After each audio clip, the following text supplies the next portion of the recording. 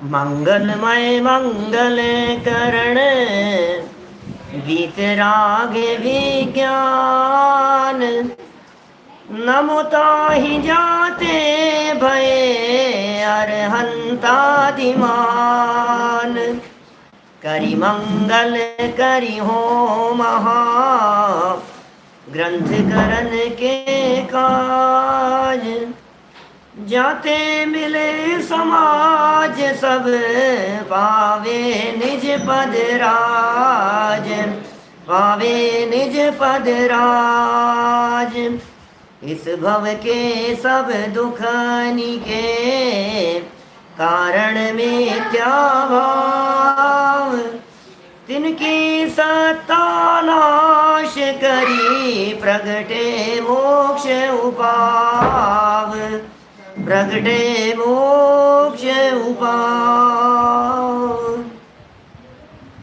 मोक्ष मार्ग प्रकाशक नामक ये ग्रंथ है। आचार्य कल्प पंडित प्रवर टोडरमल जी साहब की अनुपम रचना।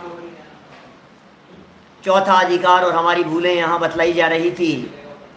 यह जीव अनादि काल से क्या क्या भूलें करता रहा है, उस भूल को एक शब्द में यदि कहें तो आग्रहित मिथ्यात्व कहा गया है। और उसी भूल को यदि थोड़ा सा विस्तार देवें अनादिकालीन भूल को, तो यह कहा जाता है कि यह 7 तत्व का अयथार्थ श्रद्धान करता रहा है। 7 ही तत्वों के संदर्भ में अयथार्थ श्रद्धान, इसमें जीव अजीव तत्व के अयथार्थ श्रद्धान की चर्चा हम विगत कई दिनों से आपके बीच में कर रहे हैं। आप देखिए, कल जो हमारी चर्चाएं हुई थी, थोड़ी सी नेटवर्क के प्रॉब्लम की वजह से काफ़ी डिस्टरबेंस रहा, उसमें हमारी नहीं चलती है क्योंकि परद्रव्य में हमारी चलती नहीं है। इसलिए थोड़ा बहुत उन सब बातों को रिपीट करते हुए हम बात को आगे बढ़ाएंगे। सही कह रहे हैं आप जितेंद्र जी। थोड़े से विषय को हम कल वाले विषय को वापस रिपीट करेंगे। उपयोगी भी है, महत्वपूर्ण भी है। उपयोग की एकाग्रता आपकी बहुत जरूरी है। पेज नंबर 80 पर जीव अजीव के अयथार्थ श्रद्धान का यहाँ विषय चल रहा है। कौन जीव है और कौन अजीव है, इस स्वरूप को पहले स्पष्ट किया गया। मैं कौन हूँ, मेरा क्या स्वरूप है, इस बात को स्पष्ट किया गया। और जो मेरे नहीं हैं, मैं गलती से उन्हें अपना मानता रहा हूँ। ये मेरी भूल रही है। शरीर और जीव में निमित्त नैमित्तिक संबंध है। शरीर और आत्मा में परस्पर में निमित्त नैमित्तिक संबंध है। और वे निमित्त नैमित्तिक संबंध भी बहुत घने हैं, बहुत घने हैं। अब समस्या यह है कि उन निमित्त नैमित्तिक संबंध में इस जीव को कर्ता कर्मपने की भ्रांति हो जाती है तो निमित्त और मानता है कर्ता। ये मकान किसका है, किसने खरीदा, कि हमने। ये कौन करता है कि हम हैं। अरे भाई, अनगिनती लोग यहाँ आज से पहले आए और इसे अपना अपना कहते रहे। सच्चाई तो यह है कि यह धरती आज तक कभी किसी की हुई नहीं है। सच्चाई तो यह है कि दुनिया का कोई भी पदार्थ मेरा हुआ नहीं है। मैं उन्हें मोह से ही अपने मानता हूँ। जब शरीर ही अपना नहीं है तो शरीर से संबंध रखने वाले पर पदार्थ अपने कैसे हो सकते हैं। तो बहुत गहरा निमित्त नैमित्तिक संबंध बतलाया। इंद्रियों के माध्यम से होने वाली क्रियाओं को यह ऐसा समझता है, मैंने अपनी आंख से देखा है, मैंने कान से सुना है, मैंने टच किया है। तो ये मैंने ये जो भूल है, ये भूल सुधरनी चाहिए। मैं जानने वाला था, मैं करने वाला नहीं था। मैं क्रोध करने वाला नहीं था, मैं विकार करने वाला नहीं था, मैं विभाव भाव रूप परिणमन करने वाला नहीं था। मैं तो ज्ञान स्वभाव था और शरीर मुझसे भिन्न द्रव्य था। देखिए, कल जो प्रकरण हमने आगे बढ़ाया था, उस बात को मैं थोड़ा सा रिपीट करता हूँ। बोलने की इच्छा होती है, सबको होती है बोलने की इच्छा। अरे इच्छा नहीं होगी तो बोलेगा कैसे। माने जितने भी वचन हमारे जबान से निकलते हुए दिखाई देते हैं, उसमें शब्द निकलना ये भाषा का काम है, भाषा वर्गणा का काम है। बोलने की इच्छा होना ये इस जीव का काम है, चेतन का काम है। और दो चीजें हो गई, एक हो गई इच्छा, एक हो गई भाषा, और इन दोनों के बीच में कुछ होती है शरीर की अवस्थाएं। तीन बातें कह दी हमने। क्या क्या चीज हो गई? बोलने की इच्छा, और इच्छा के अनुसार शरीर के प्रदेशों का, शरीर के अंगों का हिलना। एक तो इच्छा हुई, आत्म प्रदेशों के हिलने की अवस्था हुई, और शरीर का हलन चलन आदि हुआ। इन तीनों को सबको ऐसा समझता है कि सबका कर्ता मैं हूं। आप थोड़ा सा गहराई से सोचिए, क्या ये होठ हमारे हिसाब से हिलते हैं? क्या ये जीभ हमारे हिसाब से हिलती है? अरे कई बार पैरालिसिस की स्थिति हो जाने पर जबान लड़खड़ा जाती है, जबान हमारे हिसाब से नहीं चलती। हम बोलना चाहते हैं लेकिन शब्द नहीं बोल पाते हैं। इसका मतलब शब्दों के बोलने की क्रिया का कर्ता मैं नहीं हूँ, होठ हिलाने की क्रिया का कर्ता मैं नहीं हूँ। विकल्प मेरे होते हैं, यह बात अलग है। मेरे आत्म प्रदेश मेरे हैं, वो अलग चीज है। ठीक है, शरीर का हिलना पुद्गल का काम है, भाषा वर्गणाएं पौद्गलिक है, और मानता है सबको मिला जुला करके एक। और यदि बात कहूं तो कल मैंने कुछ इस प्रकार की बातें कही थी। यह कभी तो ऐसी बातें कहता है पंडित जी अंदर से शब्द निकलते हैं, और कभी कहता है शब्द अंदर तक जाते हैं। दो वाक्य हो गए। भाई साहब अंदर की आवाज सुनो, क्या बोल रहा है?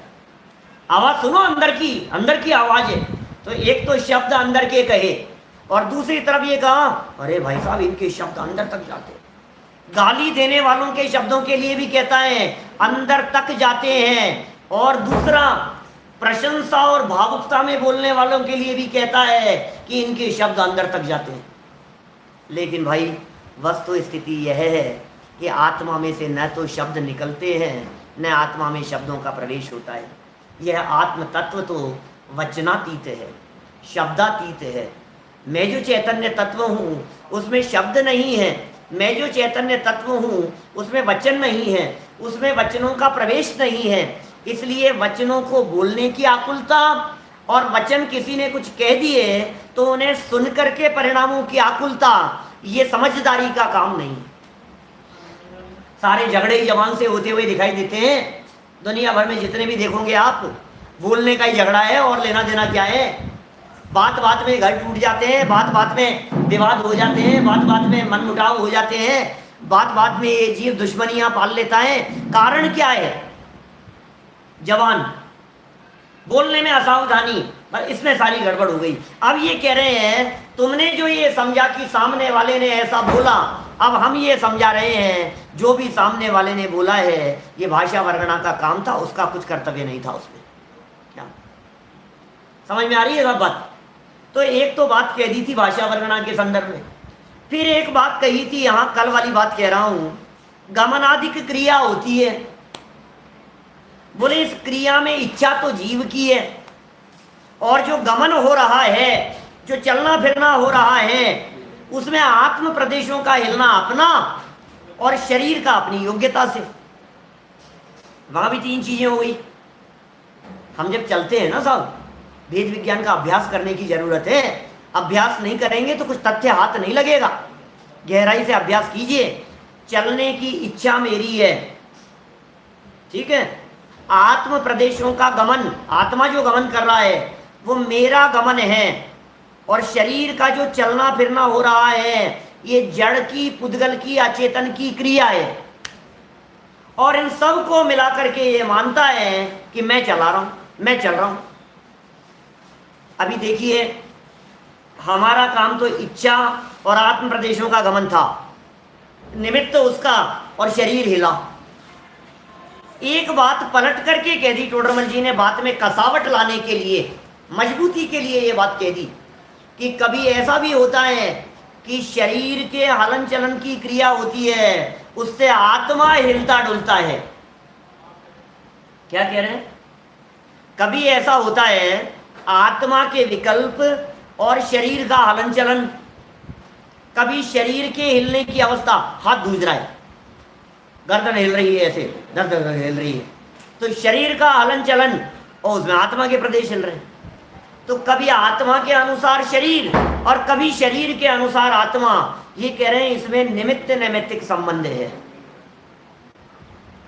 इतना घना रिलेशन है कि हमें ऐसा लग रहा है कि मैं ही कर रहा हूं, मैं ही तो चल रहा हूं। मुझे ऐसा लग रहा है आप लोगों के सामने बैठकर मैं ही तो बोल रहा हूं, अरे मैंने ही तो बोला है। ऐसा समझता है, ये इसकी भूल है और इस भूल को निकालने के लिए ये पूरा प्रकरण दिया गया है। यहां तक तो बात की इच्छा के अनुसार कार्य होने की। कभी ऐसा होता है कि कषाय के अनुसार प्रवर्तन होता है।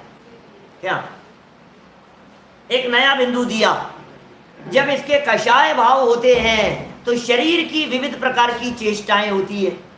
अब कषाय भाव तो अंदर में हुए, क्या कषाय भाव तो जीव में हुआ और शरीर की चेष्टाएं बाहर में हो रही है। ऐसा संबंध है, अंदर में हास्य का परिणाम आता है तो चेहरा खिल जाता है, तो चेहरे से भी दिखता है। अंदर में दुख वेदना और तकलीफ होती है तो चेहरा मुरझाया हुआ दिखता है। माने दिल के भाव, मन के भाव चेहरे पर स्पष्ट रूप से आ जाते हैं। ये बात हमारे को बिल्कुल पकड़ में आ रही है। ऐसा नहीं है कि कषाय अंदर में भय, घबराहट, शोक, हास्य, रति, अरति, गुस्सा, मायाचार। अरे मायाचारी करते हुए किसी व्यक्ति के चेहरे को देखो तो चेहरे से स्पष्ट ख्याल में आता है। बतलाइए, ये जितने एक्टर हैं, एक्टिंग करने वाले लोग इतनी सटीक एक्टिंग करके बतलाते हैं कि आप पहली बार देखने के लिए बैठे हो किसी सीरियल को, अब उसमें कोई व्यक्ति के चेहरे को देखकर, हाव भाव को देखकर आप कह देते हो ये बदमाश है क्या? क्या आपको पता नहीं है कौन का किसका कैरेक्टर कैसा है? आपने उस सीरियल को पहले कभी देखा नहीं है, आपने उस नाटक को पहले कभी देखा नहीं है, पहली बार देख रहे हो और 3 मिनट में देखते देखते आपने कह दिया ये बदमाश लगता है ये थोड़ा सा, क्योंकि हाव भाव से। इसका मतलब मन के भाव चेहरे पर दिखाई देते हैं। भावों के अनुसार शरीर का प्रवर्तन होता हुआ दिखाई देता है और ये ऐसा समझता है इन सबको मैं करता हूं। 81 नंबर पेज का ये ऊपर से 4th, 5वीं, 6ठी, 7वीं लाइन के अंदर ये सारी चर्चाएं हुई। कभी वेद कषाय का उदय होता है तो शरीर की अवस्थाएं अलग प्रकार की होती है। हास्य का उदय होता है तो चेहरा प्रफुल्लित हो जाता है। क्रोध का उदय होता है, आंखें लाल हो जाती है। ये सब देखी जाती है, इस तरह की अवस्थाएं बहुत देखी जाती है जगत में। तो कह रहे हैं इन सब को अपना मानता है। और इतना ही नहीं, आगे कहा कि कभी, ये तो कहा कषाय के अनुसार शरीर, कषाय के अनुसार शरीर। अब उल्टा कह रहे हैं शरीर के अनुसार परिणाम। भाषा में कसावट देखिए, भाषा में मजबूती देखिए, भाषा की दृढ़ता देखिए। पंडित जी साहब की क्या कह रहे हैं, कषाय भाव हुए तो शरीर उसी तरह का हो गया, हाव भाव चेहरे से वैसे व्यक्त होने लग गए। अब कह रहे हैं शरीर की अवस्था यदि बीमारी की हो गई तो अंदर में मन भी उसी तरह से खराब हो गया। शरीर की अवस्थाएं बिगड़ गई तो फिर भाव भी उसी तरह से बिगड़ते हुए दिखाई देते हैं। तो शरीर की अवस्था के अनुसार भाव बिगड़ जाते हैं। जैसे इन्होंने कहा बुखार हो गया, सर्दी लग रही है। अब सर्दी तो शरीर को लगेगी ना, सर्दी शरीर को लग रही है, लेकिन अंदर से भाव बिगड़ रहे हैं। और ये क्या कर रहा है, शरीर रूझ रहा है और अंदर से भाव बिगाड़ रहा है, नाराज हो रहा है, किसी के ऊपर गुस्सा कर रहा है, बुखार हो गया, बीमार हो गया, शरीर गर्म हो गया, हाथ गर्म दिखाई दे रहा है, तन में बहुत ताप दिखाई दे रहा है। अब अंदर में भाव उस तरह के बदलते रहते हैं। तो ये दोनों तरफा बात कही। देखिए फिर आगे बीच वाला पैराग्राफ 81 नंबर पेज पर, शरीर के परमाणुओं का मिलना बिछुड़ना आदि होता है, हर समय हो रहा है। शरीर के परमाणुओं का मिलना और बिछुड़ना, आपकी शेव बढ़ रही है, हर समय बढ़ रही है, आपके बाल बढ़ रहे हैं, हर समय बढ़ रहे हैं। इसका मतलब परमाणुओं का ग्रहण हो रहा है बाहर से, तभी तो बढ़ रहे हैं। बढ़े कैसे, नाखून हर समय बढ़ रहे हैं।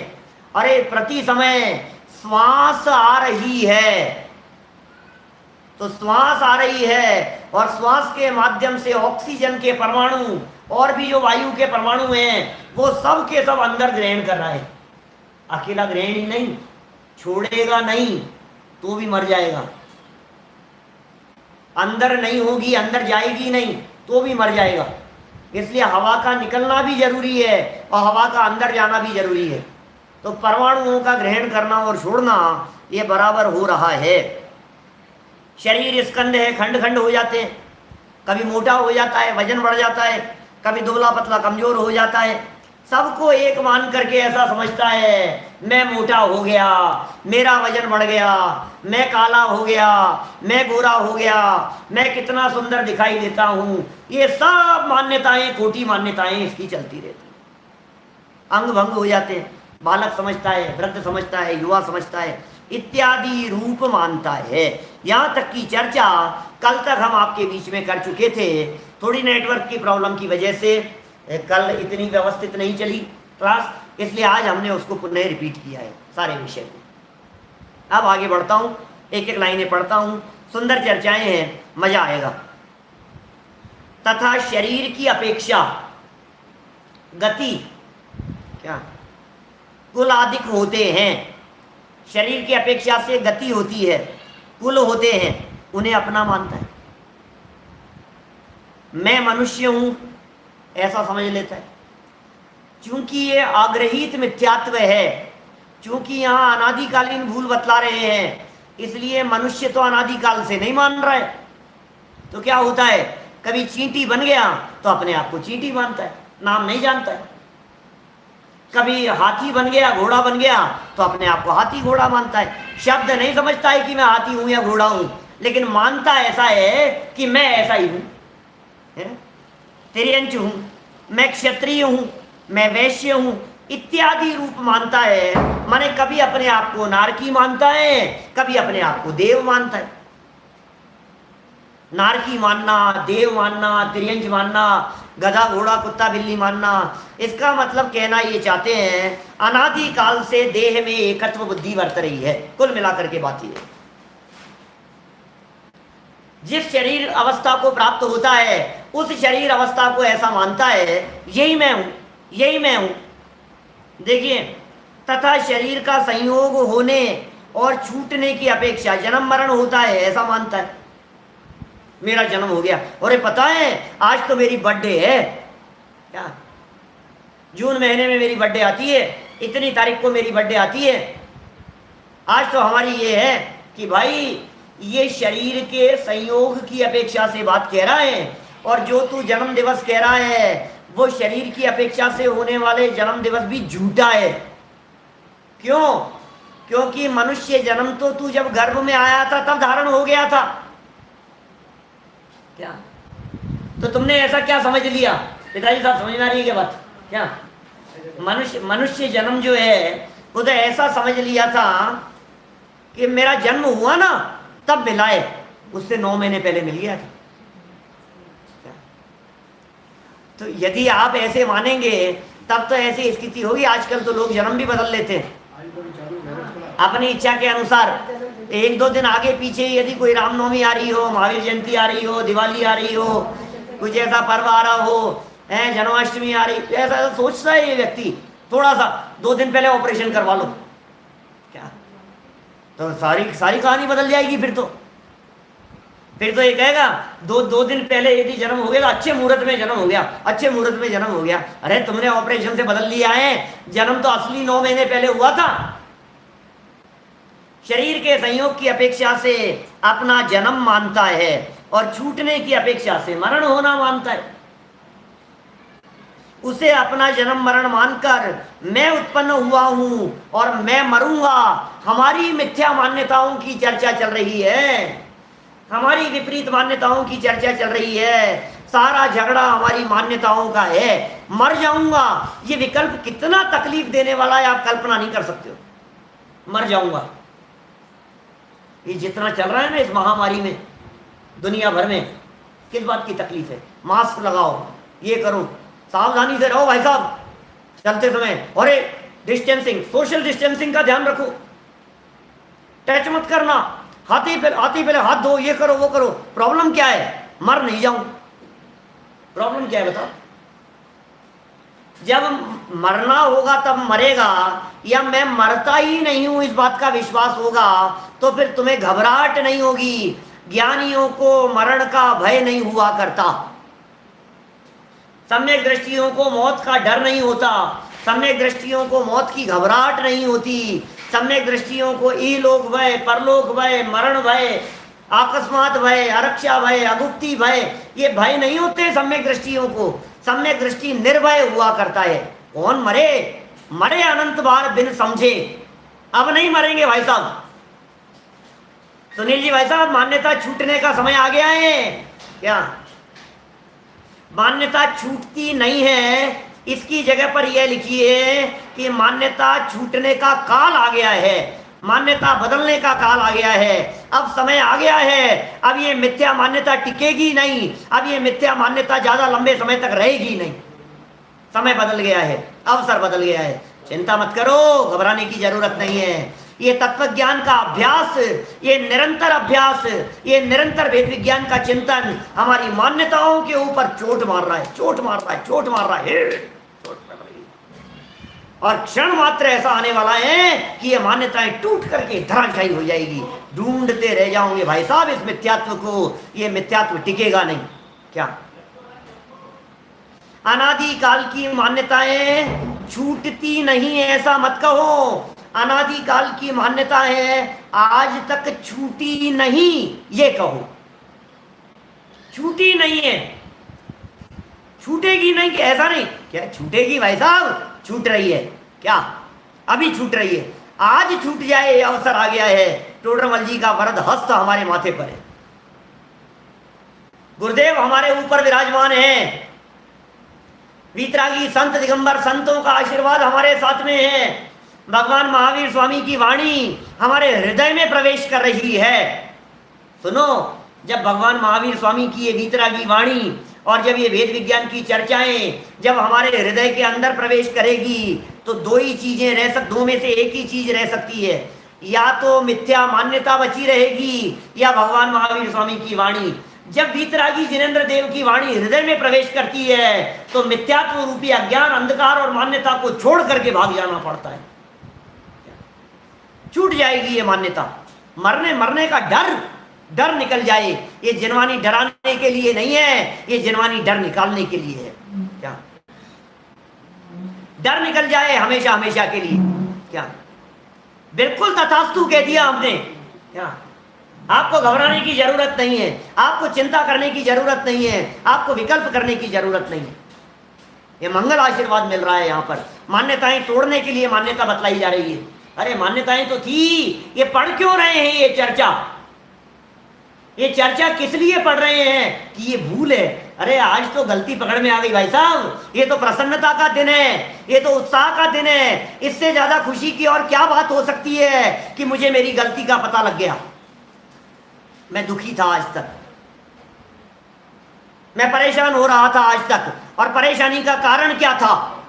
क्या परेशानी का कारण यह था कि मुझे पता नहीं थी मेरी गलती क्या है और किए जा रहा था। क्या और मैं ये समझ रहा था कि सही कर रहा हूं, फिर कोशिश करता था, समझता था कर तो सही रहा हूं। सुनो, श्रीमद राजचंद्र जी साहब की पंक्तियां हैं, युगल जी बाबू जी का अनुवाद है।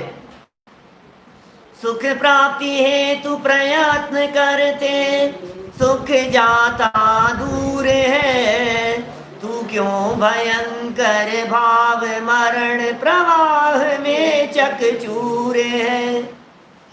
प्रयत्न कर रहा है, सुख भागे जा रहा है, सुख भागे जा रहा है, दूर भाग रहा है, दूर भाग रहा है, दूर भाग रहा है सुख। क्यों? पता ही नहीं है कि सुख कहाँ है, मालूम ही नहीं है कि सुख कहाँ है। मकान में सुख दिख रहा है, बंगले में सुख दिख रहा है, सुविधाओं में सुख दिखाई दे रहा है, गाड़ी में सुख दिखाई दे रहा है, अच्छे परिवार में सुख दिखाई दे रहा है। अरे आप समझ में आ गया क्या? प्रभु जी अब ना भटकेंगे संसार में, अब अपनी खबर हमें हो गई। मान क्या रहा था? शरीर की उत्पत्ति में अपनी उत्पत्ति मान रहा था, शरीर के नाश में अपना नाश मान रहा था। यह मिथ्या मान्यता मान करके बैठा था, मैं मरा, मैं मरा, मैं मरा। क्या देखो जरा क्या कह रहे हैं। आगे बढ़ते हैं। शरीर की बात तो हो गई, अकेला शरीर ही थोड़ी ना है, आगे बढ़ता है ना ये व्यक्ति, तो क्या कहता है देखो, तथा शरीर ही की अपेक्षा, शरीर की ही अपेक्षा अन्य वस्तुओं से नाता मानता है। प्रॉब्लम क्या है, अकेला शरीर तक ही टिका हुआ नहीं है, अब शरीर के साथ में ये नई मान्यता जुड़ गई है। क्या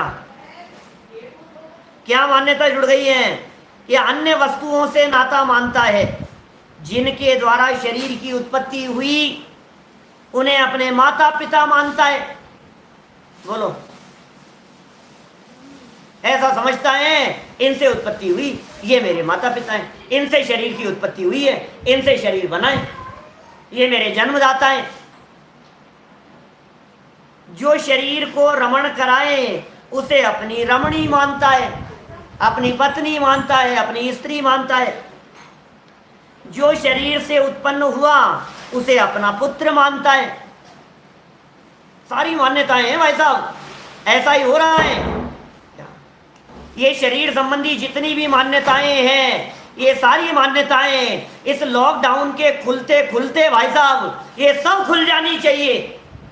सारे बंधन जो मिथ्यात्व के बंधे हुए हैं, ये सारे बंधन खुल जाने चाहिए। तोड़ दो सारे बंधन सदा के लिए। क्या ये मुश्किल नहीं आत्मा के लिए, तोड़ दो सारे बंधन सदा के। एक बार मिथ्यात्व की ग्रंथि टूट गई, सब टूट जाएगा भाई साहब, सारी कड़ियां खुलती नजर आएगी। तन से जिसका ऐक्य नहीं हो, सुत तीय मित्रों से कैसे, ये बतलाओ।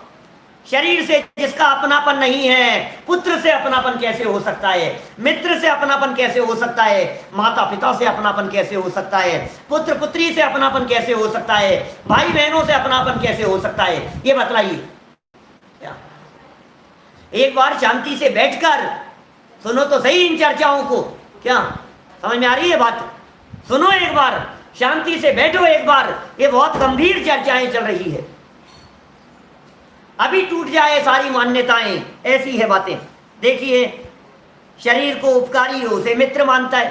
अरे साहब ये हमारे दोस्त, अरे ये तो हमारे खास हैं साहब, ये तो हमारे मित्र हैं। अरे क्या कहता है, उदय बदल जाता है तो मित्र शत्रु हो जाता है, और उदय बदल जाता है तो शत्रु भी मित्र हो जाते हैं। क्या बात कर रहा है तू? शरीर को जो अनुकूल दिखाई देते हैं उन्हें मित्र मानता है, शरीर के जो प्रतिकूल दिखाई देते हैं उन्हें शत्रु मानता है। शरीर का बुरा करे उसे शत्रु मानता है। मानता है मानता है मानता है मानता है माने अज्ञानी, मानता है माने है नहीं। क्या तो सब मित्र शत्रु नहीं है क्या? दुनिया में कोई मित्र नहीं होता बंधुओं, दुनिया में कोई शत्रु नहीं होता। मित्रता और शत्रुता हमारी मान्यता है, मित्रता और शत्रुता हमारे कषाय से जन्म लेती है। क्या दुनिया में कोई मित्र नहीं हो सकता, दुनिया में कोई तुम्हारा शत्रु नहीं हो सकता। हाँ, मित्रता और शत्रुता की जो व्याख्या समंत भद्राचार्य ने दी है उसे ध्यान रखिए। क्या क्या व्याख्या की है उन्होंने? न सम्यक्त्व समम किंचित त्रैकाल्ये त्रिजगत्यपि श्रेयो, वो मित्र है तुम्हारा। अश्रेयश्च मिथ्यात्व समम नान्यत तनुभृताम, अरे तुम्हारा यदि कोई सच्चा साथी है तो वो धर्म है, यदि तुम्हारा कोई सच्चा मित्र है तो तुम्हारा सम्यक दर्शन है, रत्नत्रय तुम्हारा मित्र है और मिथ्यात्वादी तुम्हारे शत्रु हैं। इसका मतलब शत्रुपन के जो बीज हैं वो भी अंदर हैं, और मित्रता जहां हो सकती है वो भी अंदर है। तू बाहर में मित्रों और शत्रुओं की कल्पना करता है, ये मान्यता मिथ्या है। क्या सबके प्रति सद्व्यवहार रखो, सबके प्रति अच्छा आचरण रखो, सबके प्रति विनम्रता का भाव रखो, सबके प्रति वात्सल्य का भाव रखो। सत्वेषु मैत्री गुणिषु प्रमोदम क्लिष्टेषु जीवेषु कृपा परत्मं माध्यस्थ भावं विपरीत वृत्तौ सदा ममात्मा विदधास्तु देवै। क्या? सत्वेषु मैत्री, सब जीवों के प्रति मित्रता का भाव। गुणेषु प्रमोदम, गुणवान जीवों के प्रति प्रमोद का भाव। क्या? प्रेम भाव हो सब जीवों में, गुणी जनों में हर्ष प्रभो, और करुणा भाव भय दुखियों पर, दुर्जन में मध्यस्थ विभो। सारे जीवों के प्रति सहजता की बात हो गई भाई साहब यहां। क्या? देखिए 81 नंबर पेज, यहां चर्चा कह रहे हैं शरीर को उपकारी जान करके मित्र मानता है, शरीर का बुरा करे उसे शत्रु मानता है, इत्यादि मान्यता होती है। अब टोडरमल जी कह रहे हैं अधिक क्या कहें तुम्हारी तुम जानो। हम क्या बताएं, कितनी मान्यताएं बतलाएं।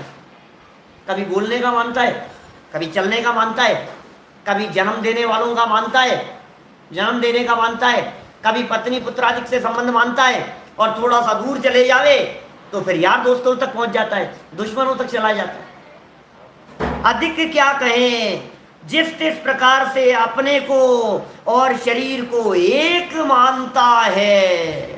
क्या साहब क्यों मान रहा है भाई साहब, ये एक क्यों मान रहा है? जब आप इतनी बातें समझा रहे हो तो ये शरीर और आत्मा को एक क्यों मान रहा है? ये है एक प्रॉब्लम, पेज नंबर 81 पर है। छोटी सी प्रॉब्लम है, प्रॉब्लम छोटी सी है, लग रही है बहुत बड़ी। देखो क्या होता है, ताला खोलना होता है, ताला कभी कभी ताकत लगाता है व्यक्ति। क्या? ताला चाबी लगाई, हो नहीं रहा है, खुल नहीं रहा है। इतने में जिसने ताला लगाया था या जिसका घर है वो आया और अरे भाऊ जी ताकत मत लगाओ, ये देखो ये खुल गया। और ये क्या हुआ? आपके घर का ताला है, आप जानते हो उसकी टेक्निक, आप जानते हो उसकी स्टाइल। चाबी गई, थोड़ा पीछे जाती है, थोड़ा आगे लेते हैं। इतनी सी चीज है बस ये मिथ्यात्व। मिथ्यात्व का ताला खोलने के लिए भी इतनी सरलता चाहिए। मिथ्यात्व का जो ताला है ना, मिथ्यात्व रूपी ताला जो लगा है अंदर अपनी बुद्धि और अपनी मान्यता के ऊपर, खोटी मान्यता उल्टी मान्यता का जो ताला जड़ा हुआ है, वो ताला बंद होने के कारण बुद्धि काम नहीं करती है, वो ताला बंद होने के कारण बुद्धि खुलती नहीं है, वो ताला लगा होने के कारण सच्ची बात समझ में नहीं आती है, वो ताला लगा होने के कारण क्या मेरे सुख के कारण है और क्या दुख के कारण है वो दिखाई नहीं देते। तो खोल दो इस मिथ्यात्व के ताले को, तोड़ दो इस मिथ्यात्व के ताले को, 3 टुकड़े कर दो इस मिथ्यात्व के ताले के कि कैसे किए जाएंगे। और हो क्यों नहीं रहे हैं आज तक? देखो क्यों नहीं हो रहे, पढ़ो नीचे लाइन। इंद्रियादिक के नाम तो यहां कहे, इंद्रियादिक के नाम तो कह दिए, 5 है ना। कौन कौन सी? स्पर्शन इंद्रिय, रसना इंद्रिय, घ्राण इंद्रिय, चक्षु इंद्रिय और कर्ण इंद्रिय, 5 इंद्रियां हैं बराबर। परंतु इसे तो कुछ गम्य नहीं है। क्या? इंद्रियादिक के नाम तो यहां कहे, इंद्रियादिक बतला दी, परंतु इसे तो कुछ गम्य नहीं है। इंद्रियों के माध्यम से तो कुछ जाना नहीं जा सकता है, पता नहीं लगता है, इंद्रियों से आत्मा दिखता नहीं है। समझ में आ रही है बात? अचेत हुआ पर्याय में अहम बुद्धि धारण करता है। इंद्रियादिक के 5 इंद्रियां मन आदि के खूब नाम आपको बतला दिए, शरीर आदि के बारे में बतला दिया, वो सब तो कह दिया। इसे कुछ होश नहीं है, गम्य माने होता है ज्ञान, इसे कुछ गम्य नहीं है माने इसे कुछ समझ नहीं है, इसे कुछ पता नहीं है। अचेत हुआ पर्याय में अहम बुद्धि धारण करता है, उसका कारण क्या है? देखो बताते हैं, क्यों नहीं आती है सरलता जीवन में। क्या सरलता जीवन में क्यों नहीं आती है? मिथ्यात्व क्यों नहीं टूटता है? देखो बता रहे हैं, उसका कारण क्या है वह बतलाते हैं। जानना है कारण आपको? आप जानना चाहते हैं इसका कारण क्या है? ये मिथ्यात्व की ग्रंथि क्यों नहीं टूट रही है? उसका कारण क्या है? बहुत सुंदर शब्द हैं, सिर्फ चिंतन और विचार विवेक के लिए है भाई साहब। विचार कीजिए, विचार कीजिए, विचार कीजिए। श्रीमद् राजचंद्र जी कहते हैं कर विचार तो पाम, और टोडरमल जी कहते हैं बुद्धि पूर्वक विचार करना ही तेरे हाथ में है। कि साहब करता तो हूं बहुत विचार, काम नहीं हो रहा है। पंडित जी बहुत विचार करता हूं, काम नहीं हो रहा है। कि देखो क्या कारण है। इस आत्मा को अनादि से इंद्रिय ज्ञान है। प्रॉब्लम बतला रहे हैं, अपनी मान्यता बतला रहे हैं, अपनी महाभूल बतला रहे हैं, अपनी कमी बतला रहे हैं, अपना दोष बतला रहे हैं। ध्यान देना भाई क्या कह रहे हैं। देखो शब्द देखिए, इस आत्मा को इस क्या, इस आत्मा को क्या, ये प्रश्न पूछ रहे हैं। आदि में पंडित जी को क्या कहना है? इंद्रियादिक में, इंद्रियादिक के अंदर सब तो कह दिया यहां। इंद्रियादिक के अंदर भाषा वर्णना भी ले लेना, इंद्रियादिक के अंदर मन भी ले लेना, इंद्रियादिक के अंदर गमनादिक की क्रियाएं भी ले लेना। इंद्रियादिक के माध्यम से पांचों इंद्रियां तो आई गई हैं, ये सब इंद्रियादिक के अंदर, लेकिन इनको कुछ गम्य नहीं है, इसको कुछ ज्ञान नहीं है। पीछे जितना बतलाया ना भाई, तेरी तो थी इच्छा, इच्छा तेरी थी, बोलने का विकल्प तेरा था, होठ का हिलना शरीर का काम था, आत्मा के प्रदेश उसमें सक्रिय थे। क्या आत्मा के प्रदेश सक्रिय थे, बोलना, ये हिलना डुलना शरीर का काम हो रहा था, इच्छा और विकल्प जीव का था, और भाषा वर्गणाएं अलग प्रकार की वर्गणाओं का काम था। भाषा वर्गणा अलग जाति की वर्गणाएं हैं। ये जवान जो दिख रही है, शरीर दिख रहा है, या आहार वर्गणाएं, ये आहार वर्गणाएं। भाषा शब्द वो पुद्गल वर्गणाएं हैं, भाषा वर्गणाएं हैं। विकल्प और चिंता और बोलने के भाव, ये विभाव है, और इन सब को जानने वाला ज्ञान वो मेरा स्वभाव है। इतनी सारी चीजें हैं, लेकिन ये कह रहा है कुछ गम्य नहीं है। बोलो समझ में आ गई क्या बात? ये मनोवर्गणा का काम, मन के विकल्प करना है। भाव मन ज्ञान की पर्याय है, द्रव्य मन पौद्गलिक है, मनोवर्गणा रूप है। देखिए कुछ गम्य नहीं है, अचेत। गम्य नहीं है माने ज्ञान नहीं है, अचेत माने बिना बुद्धि का हो गया है। पर्याय में अहम बुद्धि धारण करता है, पर्याय में अहम बुद्धि धारण। अब पर्याय में अहम बुद्धि का मतलब बतलाइए, बोलो साहब, कौन बतलाएगा आप लोगों में से? पर्याय में अहम बुद्धि का मतलब क्या है?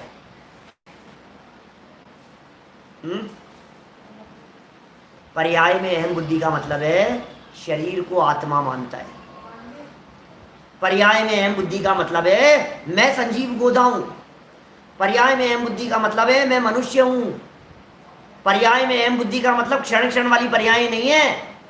क्योंकि मैंने 80 नंबर का पेज जब प्रारंभ किया था मिथ्या दर्शन की प्रवृत्ति, तो पहले दिन इस बात को खोला था हमने। असमान जातीय द्रव्य पर्याय के लिए टोडरमल जी पर्याय शब्द का प्रयोग कर रहे हैं। क्या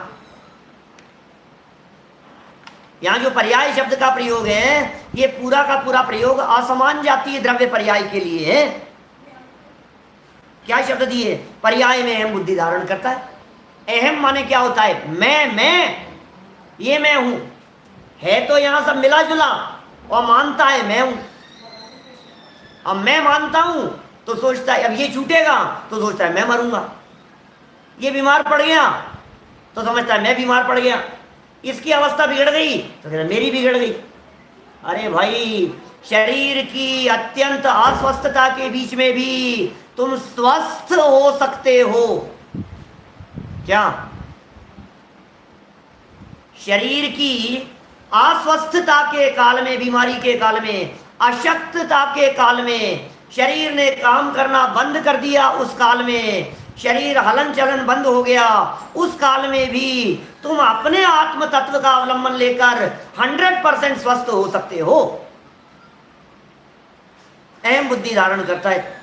साहब मैं तो नहीं चाहता इसमें अहम बुद्धि धारण करना, कि कुछ है, दिक्कत है। कारण क्या है, उसका कारण क्या है वह बतलाते हैं। देखिए, इस आत्मा को अनादि से इंद्रिय ज्ञान है, अतीन्द्रिय ज्ञान तो हुआ नहीं। अतीन्द्रिय ज्ञान तो अनंत भगवान का है। अतीन्द्रिय ज्ञान तो केवल ज्ञान होने पर होता है, वो अतीन्द्रिय है। हमारा ज्ञान इंद्रियों के माध्यम से, इंद्रियां रूपी दरवाजे हैं, क्या इंद्रिया रूपी दरवाजे हैं, खिड़कियां हैं, और इन खिड़कियों के अंदर बैठा हुआ ज्ञान स्वभावी आत्मा वो जानने का काम कर रहा है। ये मकान है, ये इस मकान के अंदर बैठा हुआ है आत्मा, शरीर रूपी बिल्डिंग। इस शरीर रूपी बिल्डिंग के अंदर 5-7 खिड़कियां दरवाजे, ये खिड़कियां हैं, ये दरवाजे हैं, ये सब है ना, और अंदर बैठा हुआ है आत्मा। तो ये जब खिड़कियां खुलती है, आंखें खुली, तो अंदर बैठा हुआ इस खिड़की के माध्यम से जानने का काम कर रहा है। आंखें नहीं देख रही है, देखने वाला अंदर विराजमान है। अब चूंकि हम जब भी देखते हैं आंखों के माध्यम से देखते हैं, जब भी सुनते हैं कान खोल के सुनो, कान खोल के सुनो, तो इसको लगता है हम कान के माध्यम से सुनते। कान नहीं होंगे तो कैसे सुनूंगा, आंखें नहीं होंगी तो कैसे देखूंगा। तो अनादि काल से इंद्रिय ज्ञान है इसे। पंचेंद्रिय हमेशा नहीं रहा, 4 इंद्रिय भी अनादि से नहीं है, 3 इंद्रिय भी नहीं है, लेकिन एक स्पर्शन इंद्रिय ऐसी है जो अनादि काल से हमारे साथ में है। स्पर्शन इंद्रिय स्वयं, उससे स्वयं अमूर्तिक है, वह तो भाषित नहीं होता। बोलो, अब चूंकि इंद्रिय ज्ञान है, इस इंद्रिय ज्ञान की वजह से मैं अमूर्तिक आत्मा तो दिखता नहीं है। आंख से आत्मा कैसे दिखेगा बताओ, आंखों से आत्मा दिखेगा क्या, नहीं दिखता है। तो कान से आत्मा सुनाई देगा क्या, और नहीं मैंने आवाज सुनी है, आत्मा के निकलने की आवाज सुनी है, आत्मा के निकलने की आवाज ऐसे देखा तो, ओ आत्माएं निकल रही है, आत्माओं की आवाजें चल रही। आत्माओं की आवाजें नहीं है, क्योंकि शब्द आत्मा में नहीं होते, वचन आत्मा में नहीं होते, स्वर आत्मा में नहीं होता, ध्वनि आत्मा में नहीं होती। इंद्रियों के माध्यम से जो पकड़ में आते हैं वो सब पुद्गल पकड़ में आते हैं। और प्रॉब्लम क्या रही, इंद्रिय ज्ञान रहा अनादिकाल से, इसलिए स्वयं अमूर्तिक है, वह तो भाषित नहीं होता। इंद्रिय ज्ञान रहा इसलिए स्वयं अमूर्तिक भाषित नहीं होता, परंतु शरीर मूर्तिक है, वही भाषित होता है। आत्मा तो दिखता नहीं है और शरीर ही दिखता है। आत्मा को आज तक कभी किसी ने देखा नहीं है, आंखों से दिखता है, आईने के सामने जाकर के खड़ा होता है तो दिखता है यही तो मैं हूं, हाथ लगाता है तो कहता है यही तो मैं हूं, यही तो मैं हूं जो दिखाई दे रहा है, यही तो मैं हूं, अट्टा कट्टा मोटा तगड़ा, बिल्कुल फिट हूं भाई साहब, बिल्कुल मैं परफेक्ट। तो ये कहता है यही मैं हूं। देखो, शरीर मूर्तिक है, वही भाषित होता है। और आत्मा, अब सुनना, बारीक बात कह रहे हैं, बहुत गजब की बात कह रहे हैं। आत्मा किसी को आप रूप जानकर अहम बुद्धि धारण करे ही करे। आत्मा में जैसे एक ज्ञान नाम का गुण है ना, जाने बिना रह नहीं सकता आत्मा, उसी तरह से आत्मा में एक श्रद्धा नाम का गुण है। जैसे आत्मा में ज्ञान नाम का गुण है, उसी तरह से आत्मा में एक श्रद्धा नाम का गुण है। और श्रद्धा गुण का काम है अपनापन करने का, किसी न किसी में तो अपनापन करेगा, क्या किसी न किसी के अंदर तो अपनापन करेगा, ये अपनापन किए बिना रह नहीं सकता है। अहम बुद्धि धारण करे, करे ही करे।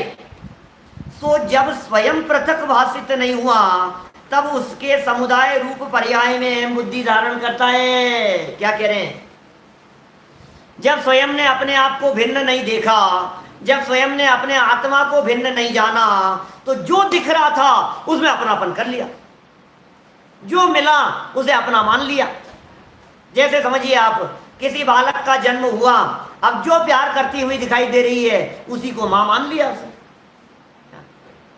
जो हमारा सहयोग करते हुए दिखाई दे रहे हैं उन्हीं को अपन ने ये समझ लिया, यही मेरे हेल्पर है, यही मेरे माँ बाप है। तो आत्मा कौन दिखा इसको? इंद्रिय ज्ञान के माध्यम से। इसे इंद्रिय ज्ञान के माध्यम से दिखा कौन? शरीर।